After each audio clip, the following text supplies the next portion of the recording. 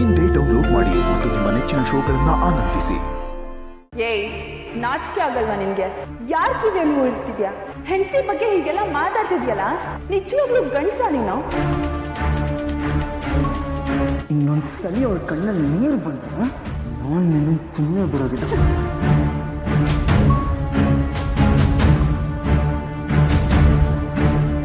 ಮಾಡಿ ಏನಾಯ್ತು? ಯಾಕೆ ಇಷ್ಟೊಂದು ಡಿಸ್ಟರ್ಬ್ ಆಗಿದೆಯಾ? ಮಾಮ, ಸುಬ್ಬು ಶ್ರಾವಣಿದು ಅತಿ ಆಯ್ತು ಮಾಮ. ಮೊನ್ನೆ ಆ ಸುಬ್ಬು ನನ್ನ ಕಾಲರ್ ಹಿಡಿದು ಎದುರಿಸ್ತಾನೆ. ಇನ್ನ ಶ್ರಾವಣಿ ಮಾತಲ್ಲೇ ಬೆದರಿಕೆ ಆಗ್ತಾಳೆ. ಇವ್ರು ತುಂಬಾ ಅತಿ ಆಯ್ತು ಮಾಮ್, ಸುಮ್ಮನೆ ಬಿಡಬಾರ್ದು ಇವನ್ನ. ಆ ಸುಬ್ಬು ನಿನ್ ಕಾಲರ್ ಹಿಡಿದ್ರೆ ನೀನ್ ಸುಮ್ಮನೆ ಇದ್ಯಾ? ಅವ್ನ್ ಕಾಲರ್ ಹಿಡಿತಿದ್ದಂಗೆ ಅವ್ನು ನಾಳೆ ಕೊಡ್ಬಿಡೋಣ ಅನಿಸ್ತಾ ಇತ್ತು. ಏನ್ ಮಾಡ್ಲಿ? ನಮ್ ವಿಡಿಯೋ ಇಟ್ಕೊಂಡಿದ್ದಾನಲ್ಲ, ಬ್ಲಾಕ್ ಮೇಲ್ ಮಾಡ್ತಿದ್ದಾನೆ, ಎದುರಿಸ್ತಾ ಇದ್ದಾನೆ. ಇಲ್ಲ ಮಾಮ್, ಇದನ್ನ ನಾವು ಸಹಿಸ್ಕೊಂಡು ಸುಮ್ಮನೆ ಇರಬಾರ್ದು. ಅವ್ರನ್ನೆಲ್ಲ ಹಂಗೆ ಬಿಡಕ್ಕಾಗಲ್ಲ ಮಾಮ್, ಅವ್ರಿಗೆ ಏನಾದ್ರೂ ಮಾಡ್ಲೇಬೇಕು. ರಿಲ್ಯಾಕ್ಸ್ ಮಾಡಿ, ನಂಗೆ ಅರ್ಥ ಆಗುತ್ತೆ. ಆ ಸುಬ್ಬು ಶ್ರಾವಣಿ ನಿನಗ್ ಮಾಡಿರೋ ಅನ್ಯಾಯಕ್ಕೆ, ಅವಮಾನಕ್ಕೆ ನಿನಗೆ ಎಷ್ಟು ನೋವಾಗಿದೆ ಅಂತ ನನಗೆ ಗೊತ್ತು.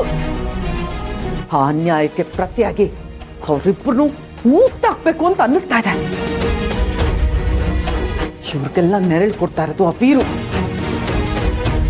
ವೀರು ಅನ್ನೋ ಮರನ ಮೊದಲು ಕಡಿಬೇಕು, ಆಮೇಲೆ ಇವ್ರನ್ನೆಲ್ಲ ಹೊಸ್ಕಾಕ್ಬೇಕು.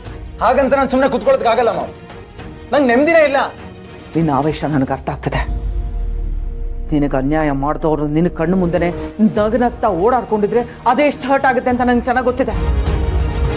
ನಾನು ಹೊತ್ತು ವೀರು ಕತೆ ಮುಗಿಸ್ಬಿಡೋಣ ಅಂತ ಅನ್ಕೊಂಡಿದ್ದೆ.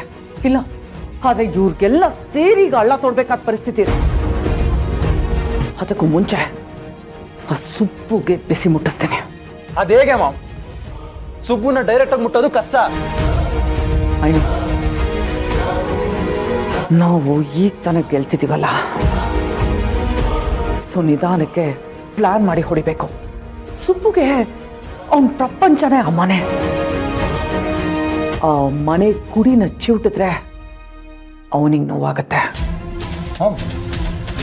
Wow, emotional trap.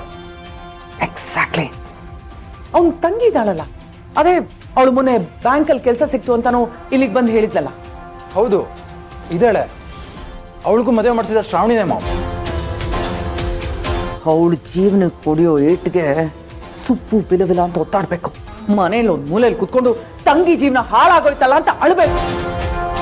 Super idea ma'am, ಸದ್ಯಕ್ಕೆ ಸಾಕು ನಂಗೆ.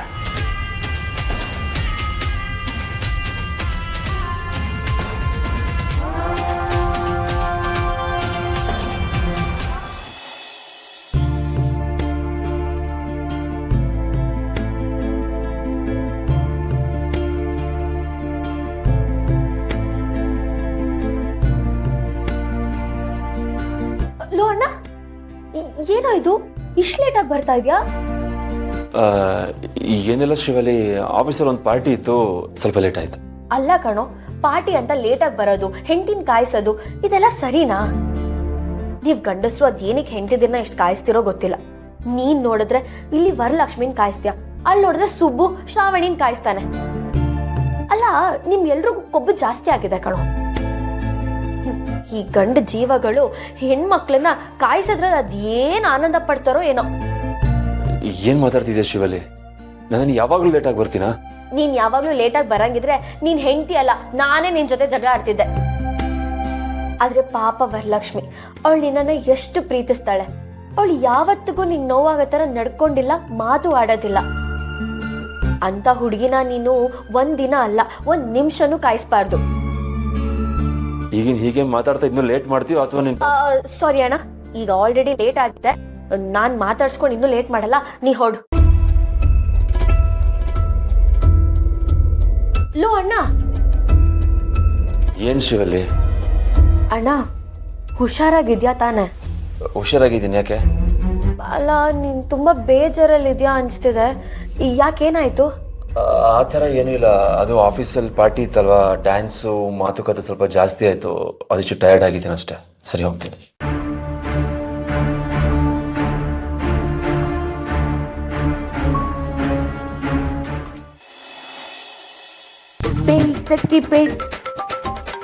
ಯಾರಪ್ಪ ಇಷ್ಟೊತ್ತಲ್ಲಿ? ಹಾಲು ಮಾರುವ ವಿಜಯ.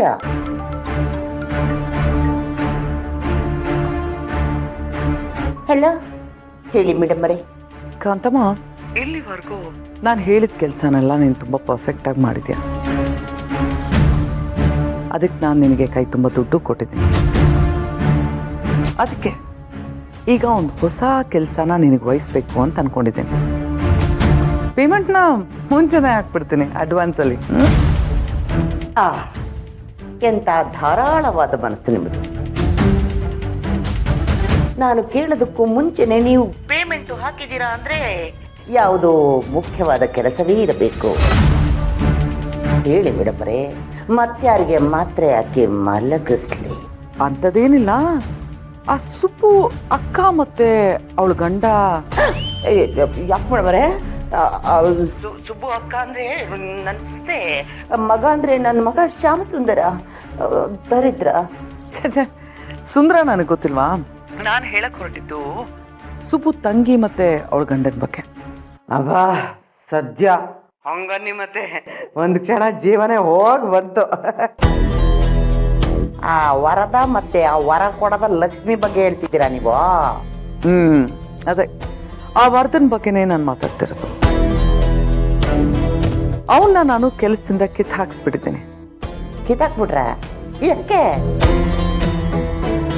ಕಾರಣ ಇದೆ ಕಾಂತಮ್ಮ.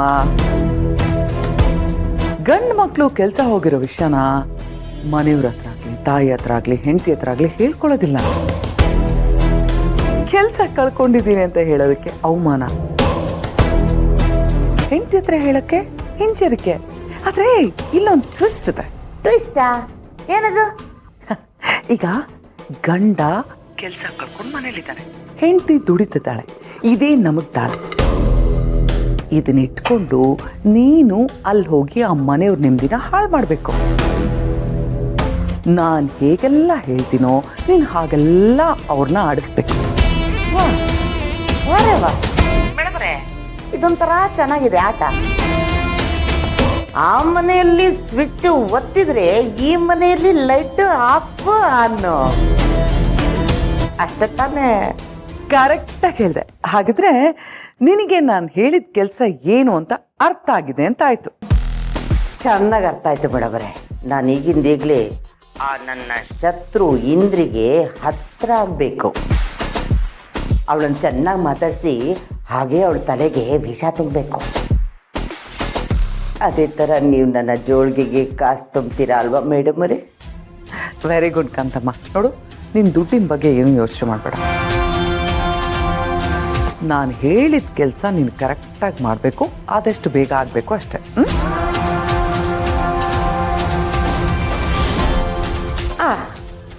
ಹೊಸ ಕೆಲಸ ಇಂದ್ರಿ, ನಾ ಬಂದೆ.